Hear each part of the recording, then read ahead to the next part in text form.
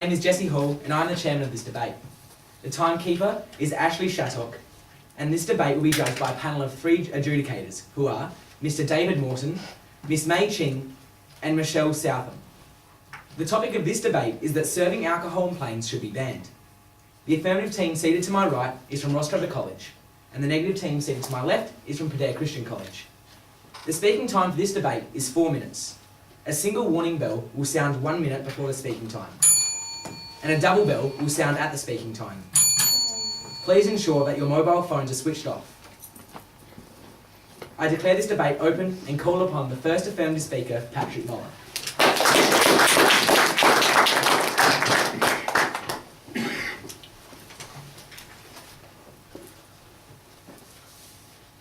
Good evening, ladies and gentlemen, Mr. Chairman. The topic for tonight's debate is that serving alcoholic beverages on airlines should stop. We, the affirmative, believe strongly that this statement is true.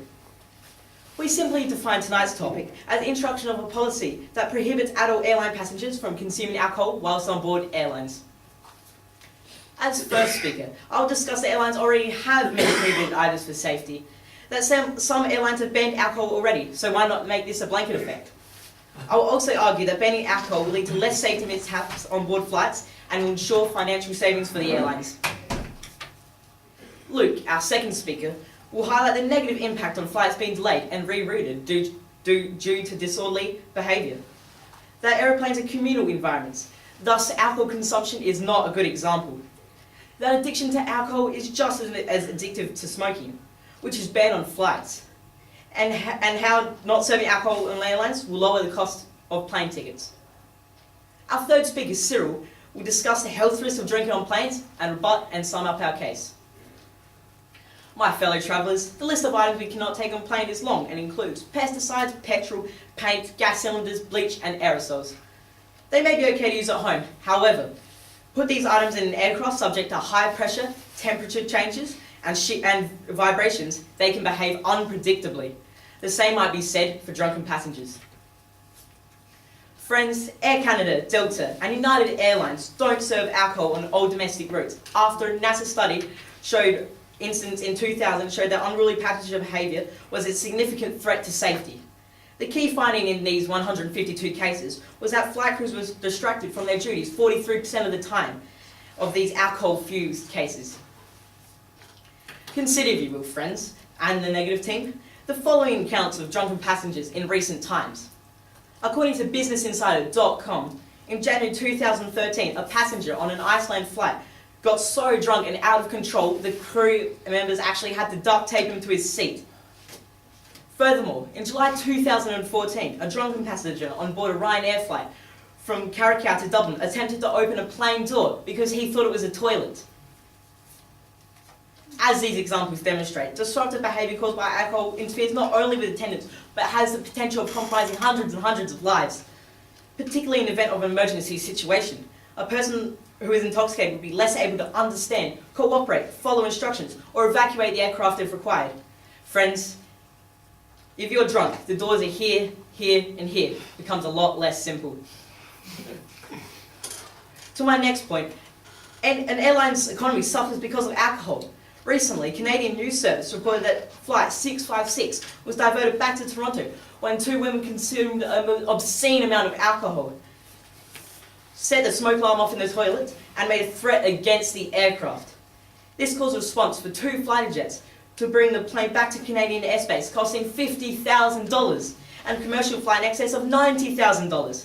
This is just one incident. Some wing are still trying to measure the cost of both monetary and publicity terms.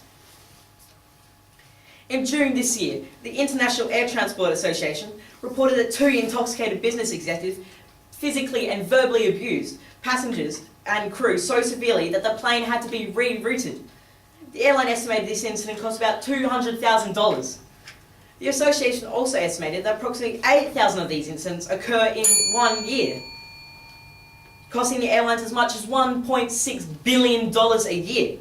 Luke will tell you how this money can be better spent. Certainly, we acknowledge that there's a few that ruin things for many. But we, in the red and black, would rather protect the many by harnessing this antisocial behaviour. The wings of those abusing The privilege must be clipped so they allow the rest of us to source to severity. Thank you, ladies and gentlemen.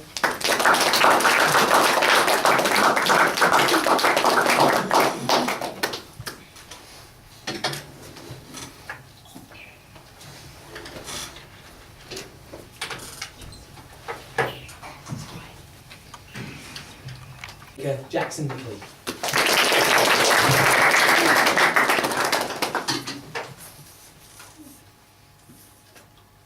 Good evening, Mr. Chair, ladies and gentlemen. The topic for tonight's debate is that the serving of alcoholic beverages on airlines should stop. We agree with the definition given by the affirmative team. However, we the negative team believe this statement is false.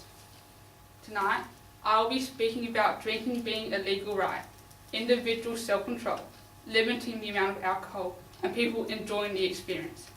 A second speaker will be addressing benefits, profiting from beverage sales, people drinking before the flight, and not to stop serving because of the very few who actually abuse alcohol.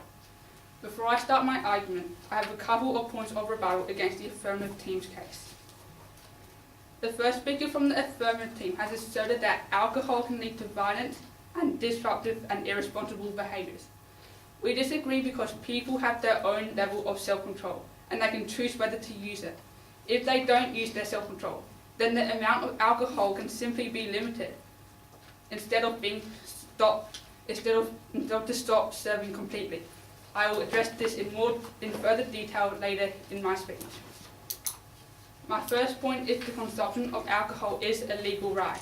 The Australian law states that if you're aged 18 or over, you are legally entitled to drink alcohol, and just because you are flying doesn't mean this should change.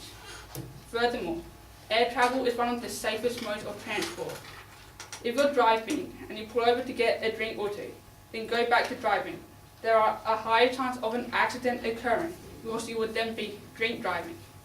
And then if you get pulled over for alcohol testing, depending on how much you have drunk, you could be fined.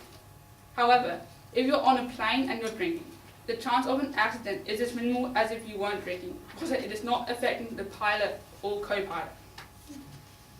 My second point is about self-control. Self-control is something that we all have, whether you choose to use it or not. If you drink alcoholic beverages, you can choose whether to only have a couple or to go over the top.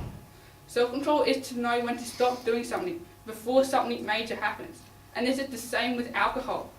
Rules should not be placed on people when self-control is an individual responsibility. If people do choose to go over the top, then there is another solution: limiting the amount of drinks rather than to stop serving. This brings me to my next point. My third point is about limiting the amount of alcohol to someone showing signs of abusing the privilege. If people, when on airlines, choose to have a lot of drinks, then that is their choice, but that doesn't mean it should be banned completely. Instead, the amount of drink consumed during a flight could be limited. This would not only still give people the option to drink, which they are legally entitled to at age 18 and over, but also stop possible violence, swearing, and irresponsible behaviours which could be caused by overconsumption of alcohol. Additionally, an international drinking age could be established, meaning that anybody who flies on any airlines around the world at that age could drink. My final point is about people enjoying the experience. On airlines, there are very few who may abuse alcohol. In fact, way less than the amount who would enjoy the experience. If the serving of alcoholic beverages on airlines is banned, then it would be unfair to all of the people who act responsibly and enjoy the experience. For example, one person may drink a lot and get a bit violent, but the majority who only have a couple of drinks would be relaxed. In the past 2 years, there have been 110 cases of disruptive behaviour reported to federal aviation authorities, and only a third were affected by drugs or alcohol, and that's out of the thousands of flights going in and out of Australia. In conclusion, Mr. Chair, ladies and gentlemen, the serving of alcoholic beverages on airlines should not stop because people aged 18 and over are legally entitled to a drink. Passengers demonstrate their own level of self-control. It could be limited instead, and it is unfair to the high amount of people who choose to be responsible and enjoy the experience. Thank you. Second affirmative speaker, Luke Valenti.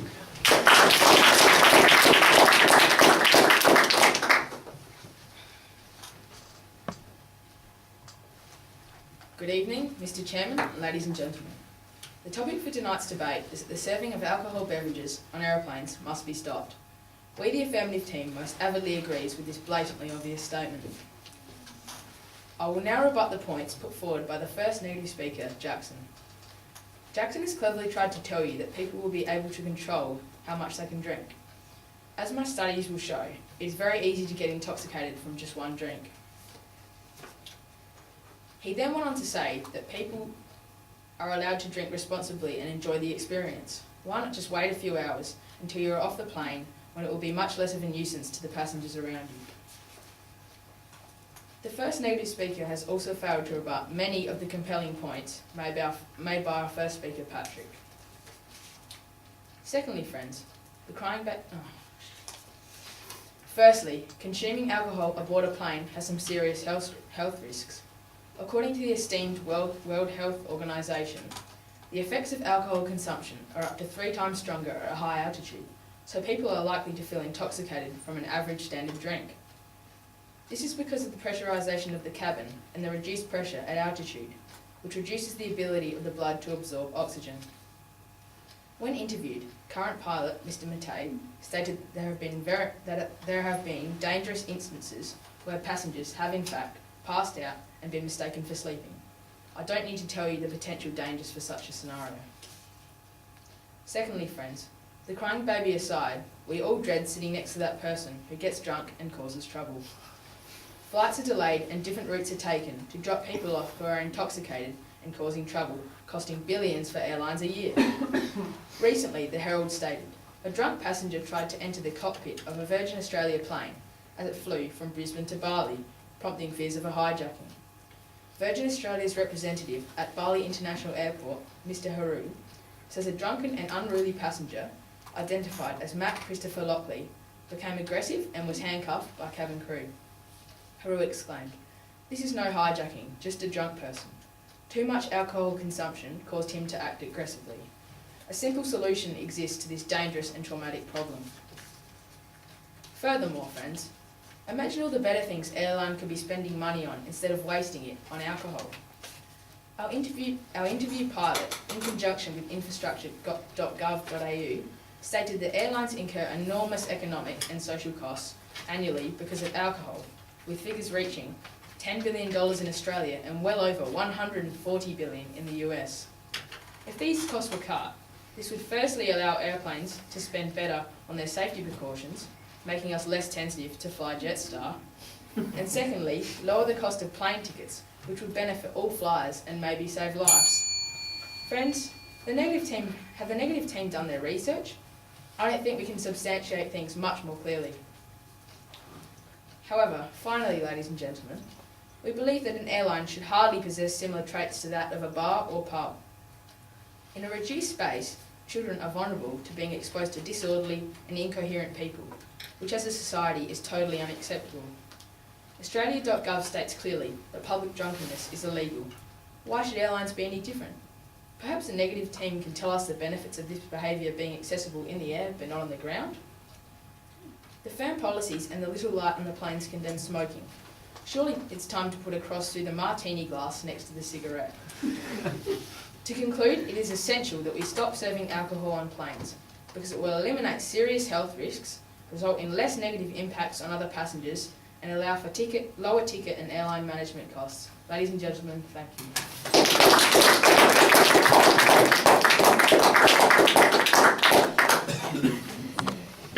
On the second negative speaker, Isabel Cassidy.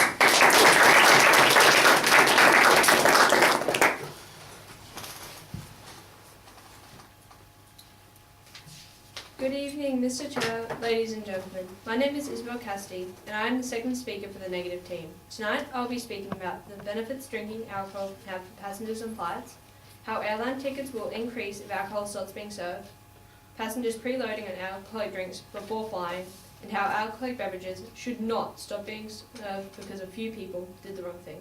But first, I have some points of rebuttal. The affirmative team has tried to tell you that there is a lot of health problems involved with drinking alcohol while flying. We believe that this is wrong because by exercising and drinking lots of water during a flight, it decreases the health effects drastically. They have also said that money could be better used elsewhere. We disagree, as flights also make a lot of money from alcohol, and without that, they would need to gain it somewhere else. The second speaker has told you that planes will turn into bars. We disagree because one glass of wine and no smoking is hardly a bar. My first argument is about the benefits an alcoholic beverage can have for passengers on the flight. Having alcohol on a plane enhances the experience. Some passengers may be nervous about being off the ground, and having a drink can help calm their nerves. It is extremely annoying when someone is gripping your arm saying about how we are all going to die. And although you may not have experienced this, others have. According to the Australian Drug Foundation, alcohol enables relaxed feelings and helps you feel happier. Other passengers just want to relax after a long, tiresome flight. Lots of people now fly to meetings in other places and then back again. After a long, busy day at work, it is good to let your brain relax and have a glass of wine before getting home and rushing around to prepare for another day. We recognise that if passengers are drunk on the plane, that they will not drive themselves home. Airlines should therefore be allowed to continue to serve alcohol to help passengers feel calm and relaxed during flights. My second argument is about the promotion of local beverage companies and increased product sales to reduce airline fares from the selling of alcohol. Airline companies sell alcoholic beverages to continue to make their business profitable. If this income from selling alcohol was not available, they would have to make up that money elsewhere by increasing the price of tickets perhaps. Another benefit of serving alcohol on airlines is that serving local products, such as wine, can promote local beverage companies, like wineries, to tourists, increasing their market.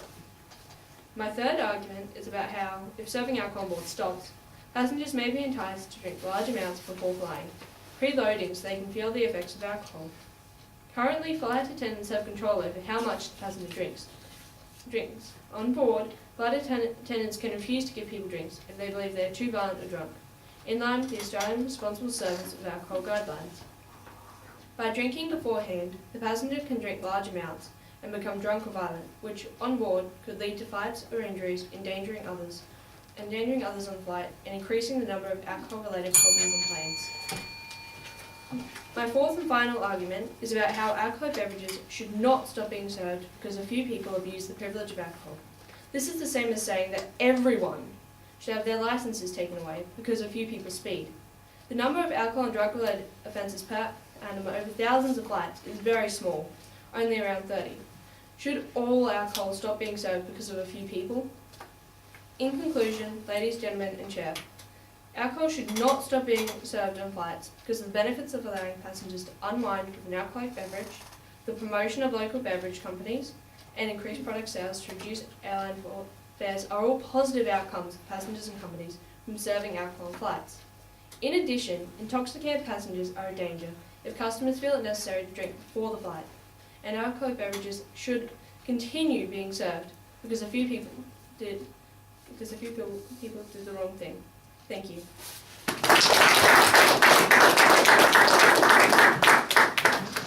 First speaker, Chris Cyril Sargent.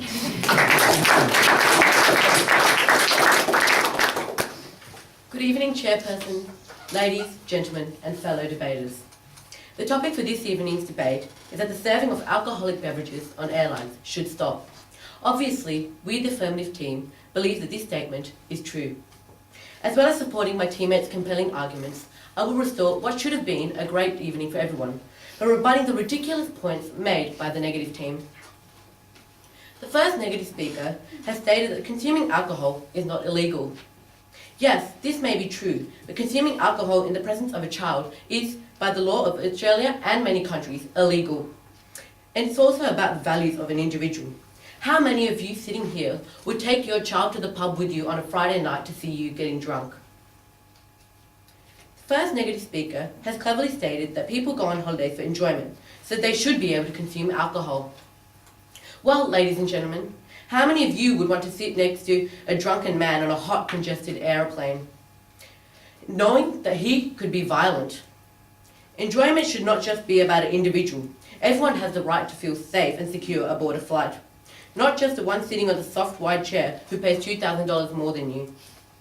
The first negative speaker has wrongly stated that people have different levels of tolerance, and it is their choice that they should control themselves. This statement is wrong because self-control is not a choice when you're under the influence of alcohol. People become delirious and cannot think properly. Also, people have different levels of tolerance. Some have 1 glass and then others can have 5 and can be just fine. We cannot control the amount they take. So, the only simple way to take rid of this is by not having alcohol at all. He's trying to persuade you that drinking alcohol does not affect the pilot at all, the one who has the responsibility. The fact here he's trying to persuade you is incorrect. After consulting a pilot, Mr. Mattei, we found out how drunk passengers cause crew members trouble. Dangers from passengers get informed to the pilot, distracting the pilot from what is he doing. She has also stated that people having nervousness can use alcohol to calm them down. This statement is definitely wrong, as drinking can cause flight can make you extremely dangerous, making other people more nervous. Instead, doctors recommend Valium, which relaxes your body and your mind. The second negative speaker has also cleverly stated that not drinking alcohol on planes can make people drink beforehand. Her cleverness has shown some limitations, as there are checks done to make sure passengers are not dangerous. Has she been on a flight lately? Now to my first point. Those who believe that drinking can relax you on a plane are ill-advised. According to drinkwiseaustralia.com, consuming alcohol can of course impair one's vision and coherence. However, when in the sky, effects are multiplied by 200 to 300%. According to health and aviation specialists, the effect of alcohol is doubled on planes, as the low air pressure could cause headaches and dehydration. Dehydration that makes people drink more than they usually do. Furthermore, friends, information from Macquarie University states that more than 30% of the Australian population suffer from some level of anxiety from travelling on planes. Using alcohol as a remedy can fuel violence and bring great danger to other passengers. Think back to some of Patrick's examples. For relief, medical doctors and the World Health Organization recommend Valium, which is a muscle reactant, a sedative and an anti-anxiolytic. When prescribed by doctors, it is extremely helpful for passengers, a stark contrast to the effective remedy your best mate tells you. Patrick, our first speaker, has stated that if there are bans on aerosols and hairsprays, then why isn't there a ban on this item, alcohol, a very reactive substance? He's also stated that many airlines have had bans on alcohol because they have realised the risk and expense, particularly given the role that passengers need to play in emergencies. Our second speaker has stated that passengers will fear when knowing that fellow passengers are intoxicated and may become dangerous. Flights should not possess criminal traits those of violence, especially when children are present. So, in conclusion, fellow travellers and frequent flyers, the notion is a simple one. For the benefit of many airlines, we must oust the few and prohibit alcohol on planes. Thank you.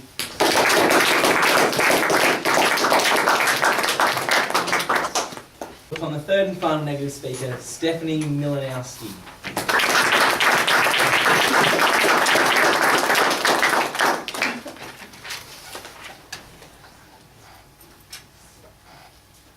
Good evening, ladies and gentlemen.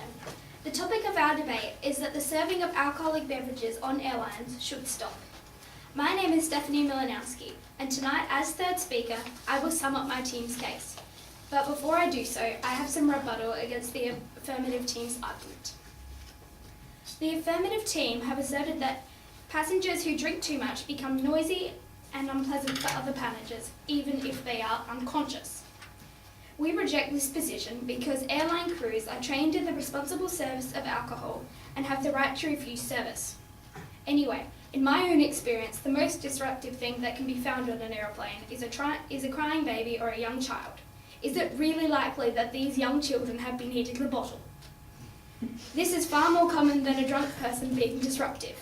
I have never been on a plane with a drunk person, and if they were, and I didn't know, well, I didn't know. They showed no inappropriate actions that anyone else noticed. The opposing team has told you that doctors recommend medicine to passengers. That doctors recommend medicine to passengers rather than alcohol. Are drugs or medicine any better than alcohol? The third speaker from the affirmative team talked about different classes being allowed different levels of drinks. We think that it should be the airline's choice as to whether alcohol is served. After all the more reason to make a first-class ticket cost more. The opposition have stated that alcohol dehydrates bodies, and it can already be difficult to stay hydrated on longer flights, so a sensible health approach would be to avoid alcohol on long flights. We disagree with this statement because drinking is an optional service provided. Passengers have the choice whether they consume it or not, and by lots of movement and drinking plenty of water, the health risks can be avoided. The affirmative team have proposed that banning alcohol consumption on airlines will result in a decrease in inappropriate behaviour. This argument is flawed because banning alcohol on the airlines will only increase the amount of alcohol consumed in the airport. This in turn will result in people being drunk before they get on the plane. The opposition has tried to tell you that because some passengers cannot limit how much they drink, this option of drinking should be removed. This is in conflict with our argument because it is outrageous. We do not ban aeroplanes because some pilots cannot execute an emergency crash landing. The affirmative team has said that it is too dangerous because some individuals use alcohol to ill effect. We resent this position because alcohol is expensive and therefore people probably won't buy enough to get drunk in the first place. I would like to revisit the point that the affirmative team raised when they said it's too risky to let people drink alcohol on planes. We disagree with this statement because we do not take away people's license just because of a few irresponsible people. The affirmative team have asserted that airlines have already banned alcohol on flights, and this has resulted in a win-win situation for passengers and crew alike. We reject this assertion because to assume passengers from a country such as Australia will abuse the privilege to consume alcohol during flights compared to passengers from the Middle East is unrealistic. Now I will sum up my team's case. Jackson told us about our legal rights, self-control, limiting, people enjoying the experience of flying, and Isabel informed us of financial details, drinking before flights, and the benefits of alcohol. Firstly, drinking is a legal right, and anyone over the 18 is entitled to an alcoholic drink. Jackson also spoke about self-control, and that it is our own responsibility to limit our amount of drinks and not go over the top. This led us to his point on limiting, and that would be a better idea to limit than to completely ban alcohol on planes. His final point was about enjoying the experience, and having one drink can make your whole flight better. Isabel's arguments were that airlines are designed to make a profit, and that alcohol is an effective way for them to do so. Another of her points was that drinking before flights will be stimulated if drinking on the plane is banned.